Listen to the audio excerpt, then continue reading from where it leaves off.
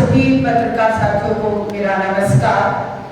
मैं त्रिपुरा प्रदेश कांग्रेस कमेटी के अध्यक्ष का, त्रिपुरा कांग्रेस की सचिव प्रभारी दिल्ली से हमारी बहन का, महिला कांग्रेस की त्रिपुरा की अध्यक्ष का और प्रभारी का, मंच पर चारों उपस्थित कांग्रेस परिवार के सदस्यों का धन्यवाद करती हूँ आज की प्रेस वार्ता में मेरे साथ देने के लिए। भारतीय राष्ट्रीय महिला कांग्रेस की अध्यक्ष का पद मैंने 10 जनवरी को संभाला और पिछले लगभग 50 दिनों में मैंने लगभग 22 राज्यों का दौरा किया। इन 22 राज्यों के दौरे में मैं 2 दिन पहले हरियाणा में, कल तमिलनाडु कन्याकुमारी में और आज अगरतला में आपके बीच में। पूरे देश में भाजपा के खिलाफ एक माहौल बना हुआ है, खासतौर से महिलाओं के विरुद्ध जो अपराध है वो देश में बढ़ा है। आज हमने ये पोस्टर जारी किया महिला कांग्रेस में, ये प्रधानमंत्री नरेंद्र मोदी जी का परिवार है। हम इस परिवार के पोस्टर में जो शामिल है कोई और नहीं, भाजपा के विधायक हैं, भाजपा के सांसद हैं, भाजपा के मंत्री हैं और ये सभी के सभी गंभीर यौन उत्पीड़न और बलात्कारों के दोषी। इनमें कुछ को कुलदीप सिंह सेंगर, राम दुलारे, इन्हें तो नाबालिग बेटी के बलात्कार में उम्र कैद की सजा भी सुनाई गई है। यह है 10 साल का भाजपा का बेटी बचाओ। बेटियां नहीं बचाई जा रही, अपराधियों को बचाने का काम भाजपा में जो है सत्ता लगातार कर रही है। इस पोस्टर में अपराध के केंद्र में कोई और नहीं, देश के प्रधानमंत्री नरेंद्र मोदी जी और महिला बाल विकास मंत्री स्मृति ईरानी है। जिस शख्स के साथ ये दिख रहे हैं, ये कौन है? प्रधानमंत्री जी के संसदीय क्षेत्र वाराणसी में बीएचयू में पढ़ने वाली बेटी के सामूहिक बलात्कारियों की तस्वीरें प्रधानमंत्री जी और महिला बाल विकास मंत्री स्मृति ईरानी के साथ है। ब्रजभूषण शरण भाजपा के सांसद हैं। बेटियों ने गंभीर आरोप लगाया। साक्षी मलिक, विनेश फोगाट ने यौन उत्पीड़न के दिल्ली पुलिस ने एफआईआर करने की हिम्मत नहीं दिखाई। हाईकोर्ट, सुप्रीम कोर्ट ने फटकार लगाई, तब ब्रजभूषण भाजपा के सांसद के खिलाफ एफआईआर हुई पर गिरफ्तारी अभी तक नहीं। संदीप सिंह सैनी हरियाणा की भाजपा की डबल इंजन की सरकार में मंत्री हैं। गंभीर यौन उत्पीड़न के आरोप में एफआईआर है, लेकिन हरियाणा पुलिस भी दिल्ली पुलिस की तरह कोई कार्रवाई नहीं करती। कुलदीप सिंह सेंगर, रमेश बीजेपी एमएलए, राम दुलारे, चिन्मयानंद, ये सब। और ये जब मैं आज सुबह आई हूँ, ये आपकी त्रिपुरा की अगरतला की अखबारों की headline. Delhi high court issues notice on wrestler plea against WFI election. Brijbhushan Sharan Bhajpa के सांसद, रेसलिंग फेडरेशन के चेयरमैन, जिन पे हमारी बेटियां जो स्वर्ण पदक जीत कर आई रेसलिंग में, साक्षी मलिक और विनेश फोगाट ने गंभीर आरोप लगाए। अभी भी ये उस फेडरेशन में बने हुए भाजपा के सम्मानित सदस्य हैं, पार्टी से निकाले नहीं गए, कोई कार्रवाई नहीं। ये चेहरा बेनकाब करने के लिए हम भाजपा की डबल इंजन की सरकार के सामने सवाल खड़ा कर रहे हैं।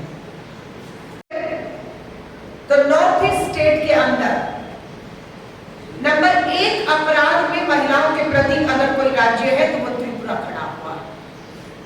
हम भाजपा की डबल इंजन की सरकार, मुख्यमंत्री, प्रधानमंत्री, महिला बाल विकास मंत्री से सवाल करते हैं कि आपकी डबल इंजन की सरकारों में अपराध बेटियों के प्रति बढ़ क्यों रहा है? क्या हम अपराधियों का संरक्षण कर रहे हैं? क्या सच ये नहीं कि अपराधी सत्ता का भागीदारी है?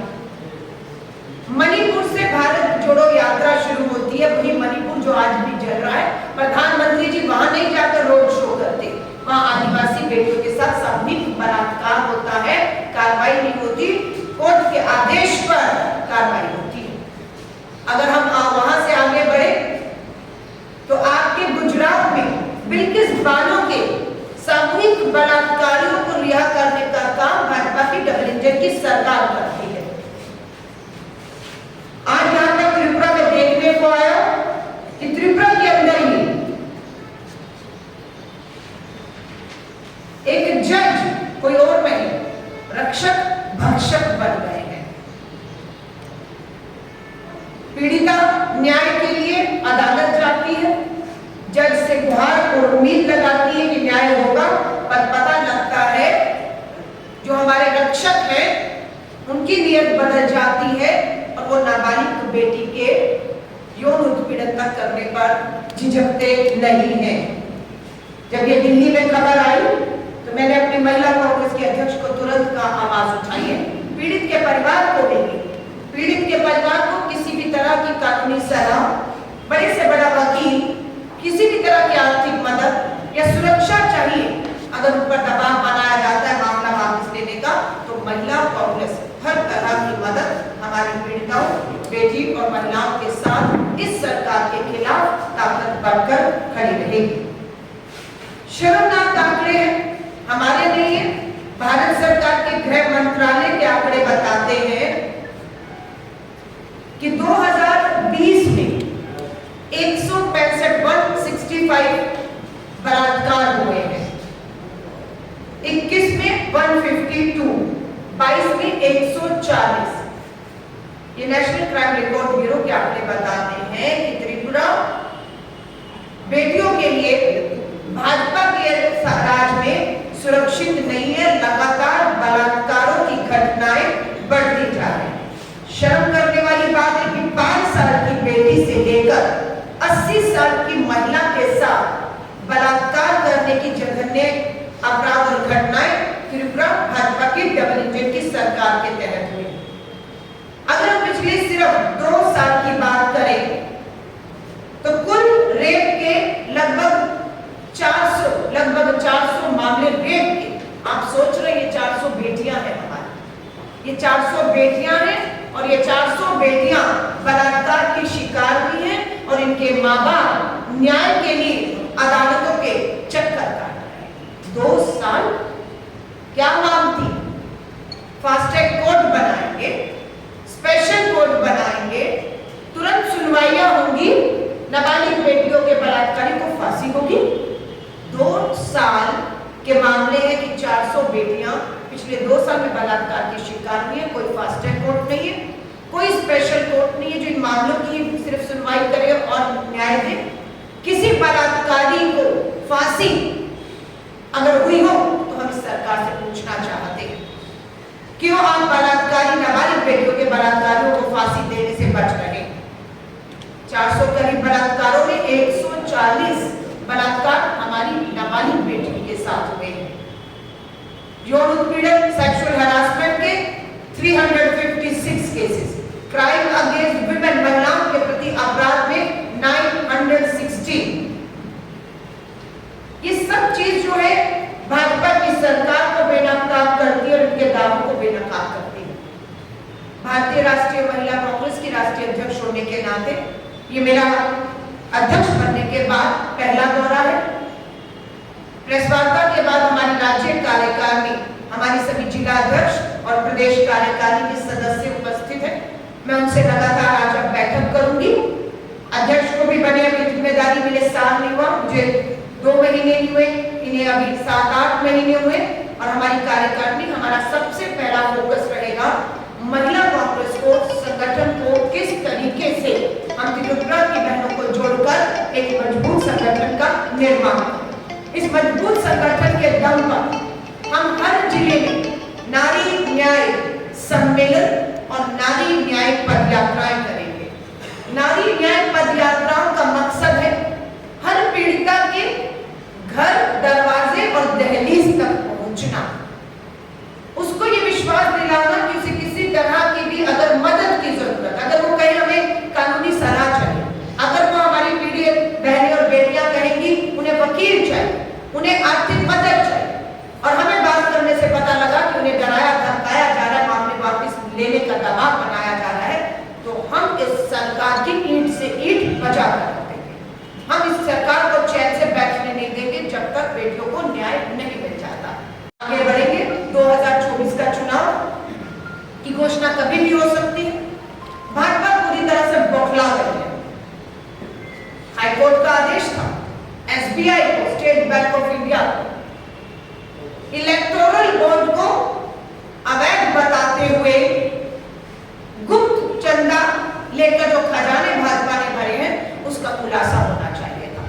आरोप हम पर लगते हैं कि विपक्षी भ्रष्ट है, विपक्षी काला धन रख रहे हैं, विपक्षियों के यहाँ ईडी की रेड होती है और वही विपक्षी दल मांग करता है कि इलेक्टोरल बॉन्ड की जानकारी के आदेश जो सुप्रीम कोर्ट की बेंच ने दिया है एसबीआई को, वो खुलासा होना चाहिए। हम इसका समर्थन कर रहे हैं और गंगा उल्टी बह रही है, सत्ता भाजपा उसका विरोध कर रही है। एसबीआई चुनाव आयोग की तरह, सीबीआई इनकम टैक्स ईडी की तरह भाजपा के चुनावी हथकंडे और हथियार बनकर उनकी मदद कर रही है।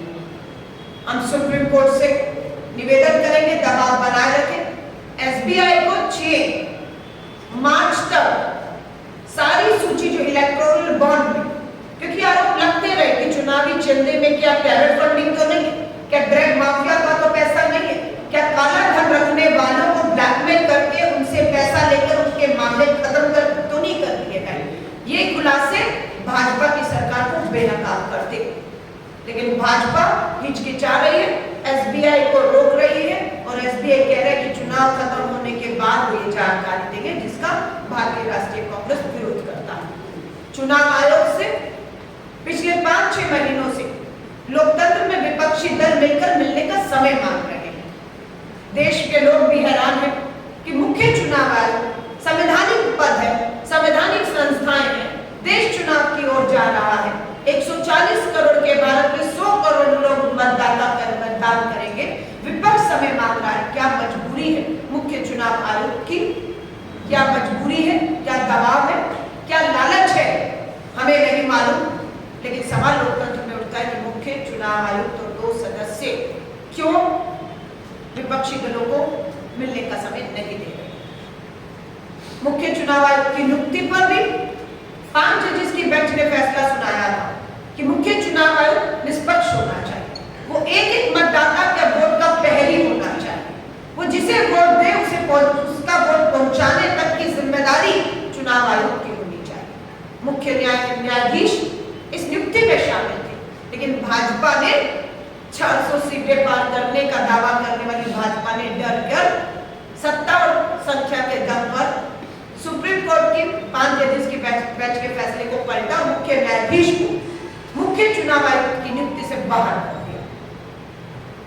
कांग्रेस के ऊपर इनकम टैक्स भाजपा का, फिर मैं कहूंगी चुनावी मशीन, हमारे खातों को सील करने के आदेश देती है, लेकिन हमारे वकील कोर्ट के सामने पेश हुए और कोर्ट ने हमें राहत देते हुए हमारे अकाउंट जो चुनाव से ऐन वक्त पहले भाजपा की इनकम टैक्स ने सील करने की बात की थी उसे खोला है, पर 65 करोड़ रुपया हमारे खजाने से निकाला जाता है। तो आप देख रहे हैं चुनाव आयुक्त हो, इनकम टैक्स हो, ईडी हो, आज देश पूछ रहा है, प्रधानमंत्री जी 10 साल आप सत्ता में थे, डबल इंजन की सरकार है आपकी, ईडी, सीबीआई, पुलिस, सत्ता, सरकार, विभाग, फाइलें आपके पास, 10 साल कम पड़ गए। एक भी आरोप आप कांग्रेस के नेताओं के खिलाफ 10 सालों में साबित नहीं कर पाए। आज भी कोरे खोखले झूठे आरोप पे आरोप लगाकर आप सोच रहे एक तरफा चुनाव जीत जाएंगे, तो ये होगा नहीं। राहुल गांधी जी ने 5 न्याय की बात भारत जोड़ो न्याय यात्रा में की है। युवा न्याय, नारी न्याय, किसान न्याय, श्रमिक न्याय, भागीदारी न्याय। युवा न्याय की बात करें तो आज करोड़ों युवा बेरोजगार हो रहा है। वायदा था 2 करोड़ नौकरी हर साल, 20 करोड़ नौकरी देने की, सच्चाई है कि 4 करोड़ युवा आज बेरोजगार खड़ा है। इस पे आप बात नहीं करते हैं। महिलाओं पर महंगाई की बात की थी, पेट्रोल और डीजल, एलपीजी गैस के सिलेंडर, आज महंगाई चरम पर है। कच्चे तेल की कीमतें गिरी हुई है, लेकिन उसका लाभ देश के लोगों को नहीं मिल रहा। महिला सुरक्षा की बात करें तो आपके आंकड़े आपके सामने मैंने रखे कि नाबालिग बेटियों के बलात्कार में भी भाजपा के नेता किस तरह से शामिल है। किसान की बात करें तो न्यूनतम समर्थन मूल्य का कानून देना था आपने, आय दुगनी करनी थी किसान की, किसान का कर्ज माफ करना था और ये कोशिश थी कि किसान आत्महत्या करना बंद कर दे। पर सच्चाई है कि दिल्ली की दहलीज पर बैठा है आज किसान। हाईकोर्ट को ये कहना पड़ता है ये अन्नदाता किसान है, ये आतंकी नहीं है जिन पे आप गोलियां बरसा रहे हैं। और 2 किसान अभी इस आंदोलन में शहीद हुए हैं। दिल्ली में आविष्कार हो रहा है कि सफलतापूर्ण ड्रोन से किसानों के ऊपर कैसे आंसू गैस के गोले छोड़े जाते हैं। तो 5 न्याय की बात श्री राहुल गांधी जी कर रहे हैं। महिला कांग्रेस ने पूरी तरह से मोर्चा संभाल लिया है। कल प्रदेश अध्यक्ष हमारी प्रभारी आपके नेतृत्व में यहाँ पर महिला कांग्रेस एक नारी न्याय सम्मेलन करने जा रही है। हम उस नारी न्याय सम्मेलन से त्रिपुरा की हर विधानसभा और खासतौर से दोनों लोकसभाओं में हर घर घर जाकर हम महिलाओं को जोड़ने का, उन्हें पोलिंग बूथ तक लाने का और भाजपा को इस तरह से बेनकाब करने का सबूत और चेहरों के आधार पर ये काम महिला कांग्रेस करेगी। ये मोदी जी का परिवार है, कल से मोदी जी का परिवार, मोदी जी का परिवार ये है प्रधानमंत्री जी आपका परिवार। हम पूछना चाह रहे हैं, ये महिला कांग्रेस और त्रिपुरा की बहनें आपसे पूछ रही है प्रधानमंत्री जी क्या ये है आपके परिवार के सदस्य जो हमारी नाबालिग बेटियों के बलात्कारों के दोषी और अपराधी हैं, जिन्हें बचाने का काम आप कर रहे हैं।